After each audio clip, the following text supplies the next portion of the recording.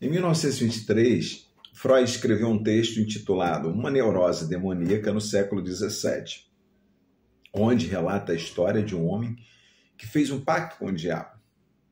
Christopher Hasman declara que fez por escrito 2 pactos, um com tinta e o outro com sangue. Peguei um trechinho do texto para pensar junto com vocês e diz o seguinte: o diabo tem muitas coisas a oferecer, que são muito valorizadas pelos seres humanos. Riqueza, segurança contra o perigo, poder sobre os homens e sobre as forças da natureza, até mesmo artes mágicas e, acima de tudo, fruição de belas mulheres. Mas não é isso que Hasman pede. Seu pai havia morrido e, como consequência, ele entrava em melancolia. Daí o diabo se aproximou dele e lhe perguntou por que estava tão abatido e triste. Ele prometeu ajudá-lo em todas as maneiras. Em 1775, Goethe começou a escrever sua famosa peça, onde descreve a história de um homem chamado Henrique Fausto, que é extremamente inteligente, mas ainda não possui tudo aquilo que quer. Ele permanece insatisfeito até ao dia em que conhece um demônio chamado Mefistófeles. Após fazer um acordo, um pacto, Fausto acaba vendendo a própria alma, a troco de ver seus desejos realizados.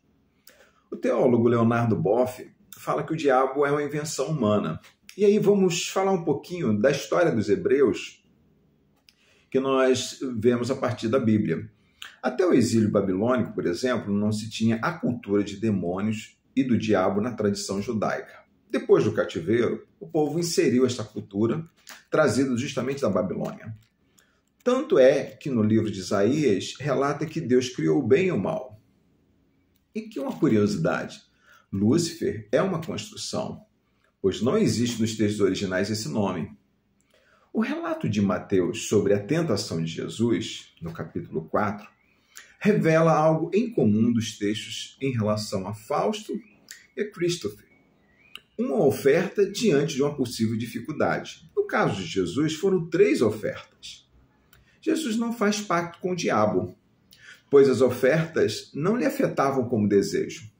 Fausto e Christopher, sim, são ofertas que afetam o humano e afetam o tempo todo. A falta, o desejo, a ideia de completude, todas são manifestações do ser humano que nos textos de Goethe e Freud fazem de tudo por saná-los. No texto de Freud tem um subtítulo chamado O Diabo como Substituto do Pai.